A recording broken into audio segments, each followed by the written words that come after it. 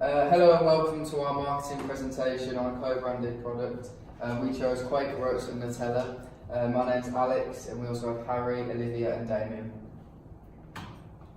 So our co-branded product. Our co-branded product is a Nutella-filled Quaker Oats morning bar. As you can see by the box that we've designed, we have a strong use of the Nutella brand identity. We also want to carry through the Quaker Oats health and nutrition benefits with a recognisable nature of Nutella and association with its great taste. We are aiming it at current Quaker Oats and Nutella customers, and we are making it easily consumable during commutes. So a bit of background info for Quaker Oats. It was founded in 1901 by the forming of 4 mills in New Jersey with a HQ in Chicago. During the Second World War, it switched its manufacturing to artillery munitions. In '68, it opened a factory in Illinois. In 2001, it got bought out by PepsiCo, with this merger becoming the 4th largest in the consumer goods industry. And then in 2017, it celebrated its 140th anniversary. For Nutella, it started in 1946 as a solution to the cocoa shortage and was created by an Italian pastry maker as a loaf. In '65, after success in Germany, the design of the iconic jar was made. In '78, the first plant opened outside of Europe, which was in Sydney. In 2007, an online blogger created World Nutella Day, which is the 5th of February. And then in 2017, the first Nutella cafe opened, and this was in Chicago. So we carried out a SWOT analysis on Quaker Oats. The main strengths are both the brand name of Quaker itself and Pepsi, the parent company. The fact that it's very dominant in the breakfast market. And then weaknesses being there is no substitute costs, and actually people do often change quite freely. And then they have to adapt to the different cultures of the countries they operate in. Opportunity-wise, the Seeger's got a healthy breakfast cereal, and there is a current growth of healthy conscious people, so they could use this to their advantage. And then the chance to operate in Asia, so they can grow away from the Western world and explore that. For threats, they face major competition from companies such as Kellogg's and Nestle in their industry, and then they also have the threat of imitation from own brand and changes in consumer tastes. So our SWOT for Nutella gave us the ideas that their strengths are once again global brand awareness and brand name. The unique product of it being a combination of chocolate and hazelnut, and then the ease of consumption with a spread, how you can put it onto bread and into things. Weaknesses is mainly the use of palm oil, as research suggests it can lead to some forms of cancer. The high costs and high price associated with production and purchasing, and then ensuring sustainable production methods, again collecting the palm oil. Opportunities is the creation of a new sector in the health and indulgence morning bars, which is what we're going to look into, and then also the strength of the co-brand and strong existing market share in the spread sector. Threats are imitation products, competition from existing and very well established brands such as Hershey's in the chocolate side of things and Belvita in the bar side of things, and then also consumer choice. We carried out a pest analysis for both, and considering they're both in the food industry, they had quite similar results. So the main ones for each were political, is mainly about meeting rules and regulations for each country that they operate in, and these can differ from country to country quite significantly. Economic, based heavily around the chance of a recession, economic cycles and possible inflation. Social is the pressure of healthy conscious lifestyles, with Quaker Oats being more suited to that as it already is seen as a healthy product. Technology, advancements have allowed for different purchasing methods such as e-commerce. Legal focuses on laws, tariffs and taxes, and then environmental is the pressure for sustainable sourcing and packaging. So next we carried out some segmentation, targeting and positioning work. This is a model created by Moutinho in 2000. Firstly, segmentation. We segmented the market based on 4 different characteristic groups, so the demographic, the psychographic, the geographic and the behaviouristic. To give some key information from our segmentation, we found that in the UK the gender split is 51% female and 49% male. We gained most of our statistics from the government UK website and also statista.com. Looking at psychographic, we segmented based on who may be purchasing morning bars and had a look at their lifestyles, so whether they were active, health conscious, time constrained, whether they were a commuter or not, and their motives to purchase a morning bar, so were they purchasing it for the ease of consumption, the convenience, the taste, the price, or the accessibility. In terms of geographic, we found in the UK that we have a 17% rural and 83% urban population split, with the region populations separated just there. Looking at behaviouristic, we were looking mainly at volume usage, so were people purchasing in volume, or did they tend to be more spontaneous, and also the end use of the purchaser, so were they purchasing for their family, were they purchasing for their own consumption, or were they purchasing for family consumption. The benefit expectation of purchasing the bars as well, were they purchasing mainly for health benefits, for the taste and enjoyment of the bar, or the subconscious reward of using a healthy choice. So looking in terms more in depth at the targeting, we segmented based on Quaker Oats' current target market and the Quaker Oats and Nutella Co-brand target market that we are going to aim for, differentiating them slightly. So with the demographic segmentation on the Quaker Oats, we found that customers tended to be between 18 and 55. They tended to be commuters and were most likely working/middle class. This is based on research done by Mintel. In geographic terms, they were mainly urban and rural households. In terms of psychographic, we found that Quaker Oats customers were mainly active and had sort of a time-conscious lifestyle. And behaviouristic, they generally bought in volume on a weekly basis. They're most likely to be consumed by the purchaser, and they had a strong health benefit expectation of the product. Looking at our co-brand, we are hoping to target more younger children and are strongly focused on the 18 to 25 market. Looking at Mintel's research, there was an 18% non-participation in that particular segment. We do want to carry on targeting the working and middle classes, and also we want to target more parents and young commuters. Geographic-wise, we want to stay with the urban and rural households, with more focus on the family there. With psychographic, we are still looking at active/time-conscious young people, but we want an inclusion of families for lunchboxes and snacks.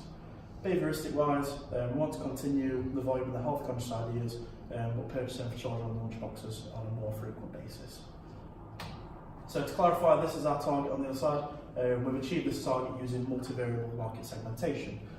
We've done a criteria check based on our segmentation to ensure that it was effective. We've made sure that it was sufficiently differentiated, it was identifiable and measurable, the groups weren't too dissimilar, it was substantial, the group was accessible, and the group was also stable. So next we've produced a positioning matrix, which is by Jobber and Ellis Chadwick in 2013. As you can see, we've got quite a few competitors. We've ranked them based on the inexpensiveness to the expensiveness, the health consciousness of the brand to the indulgence side of things. So as you can see, Nutella does already have a competitor in this area that is more towards the indulgence expensive side. All the prices that we've gathered are based on Amazon.co.uk groceries.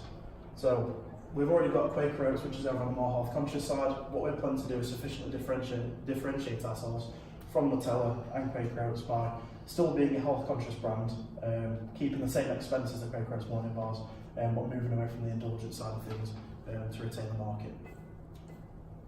Branding details. What is a brand? By the Chartered Institute of Management, a brand is an aura of beliefs and expectations of and about a product, which makes it relevant and distinctive.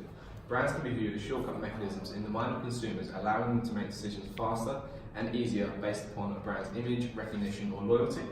Thus, it is essential that the brand being promoted has a positive impact on the products being created, whether that be the larger corporate brands who own a considerable market share in almost all industries, yet may not be as exposed as their subsidiary product brands, which are more well known and distinctive in the public eye. Brand identity is defined as the central ideas of a brand and how brand communicates these ideas to stakeholders by de Chatigny 2007. The identity is an internal concept in which organisations develop a desired reality of how they envisage to be seen in the minds of consumers, all of which link directly to the values set out by the organisation in mission statements and their beliefs. Similarly, brand image is the perceptions of a brand in the minds of consumers externally and not what the organisation regards itself to be. And by Bosch et al. 2006 is defined as the perceptions of a brand as reflected by the brand's associations held in consumer memory. Co-branding is defined to be product-based co-branding involved with the linking of two or more existing brands from different companies or business units to form a product in which the brand names are visible to consumers. That was by Edison, Chadwick and Jobber, 2013. Co-branding is mutually beneficial for all organisations involved in the creation of the product and can involve the merging of characteristics of a product or brand identities, among other things. Our co-brand is Nutella and Quaker Oats. So our co-brand is attempting to bring together all the values and brand identities from both Quaker Oats and Nutella in order to effectively meet and connect with our proposed target markets and perhaps develop further brand loyalty and emotional attachment from our consumer. We will have added value through our flavour and branding of the cereal bar with both tangible and intangible assets associated with it. Thus, we'll be clearly differentiated from our competitors within this product category of ready-to-eat breakfast bars through flavouring, healthy alternative ingredients and reputation. The co-brand will also be attempting to merge the heritage associated with Quaker Oats and the younger history of Nutella, both of which overlap within multiple markets and market segmentation and target consumers, thus strengthening the intended brand identity and market capitalization in new or current markets, being that of 18 to 25-year-olds within working middle classes and parent or commuters. Furthermore, the co-brand will also facilitate lower initial startup costs associated with new products, along with product traction and acceptance by consumers due to the collaboration and apportioning of production tasks by the organisation. This is Keller's 1998 consumer brand equity model. It highlights 4 key steps that aid in the development of a strong and recognisable brand. Understanding these 4 factors will allow a brand to become successful if they were perhaps struggling in the past. Firstly, salience must be strong throughout effective use of communication tools throughout all marketing efforts, including aspects of STP and IMC. We, as a co-brand of Quaker Oats and Nutella, are positioning ourselves to cater towards health-conscious consumers who are willing to pay a slightly premium price, whilst we are attempting to fuse the brand identity and heritage of Quaker Oats and their in-depth knowledge of oats with Nutella's world-famous flavourings, seeking a reputable and preferable brand image in the minds of consumers with an intended emotional attachment to be carried over to the co-brand from our previously separated products.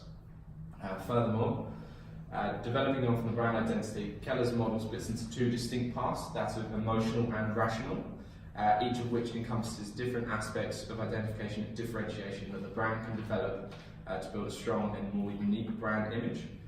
On the imagery side, we are seeking to associate the brand, the co-brand, with the colour scheme of Nutella and Quaker Oats packaging, demonstrating to the consumer that we are distinctly unique from other ready-to-eat cereal bars with the flavouring of Nutella. The performance pertains to the ingredients and production factors involved with creating the co-branded product, highlighting our USPs of flavouring, brand reputation, and consistent product quality. Furthermore, for feelings, we intend the consumer to feel engaged with the brand image and heritage whilst benefiting their consumer conscience when purchasing and eating our products for their flavours and sustainable production. With regards to the judgments, we intend for our co-brand that the consumer will feel fuller for longer and more satisfied with their breakfast bar, whether that be the targeted commuters or parents buying for their children and lunchboxes, caused by the Nutella ingredients and flavourings fusion from Quaker Oats and Nutella.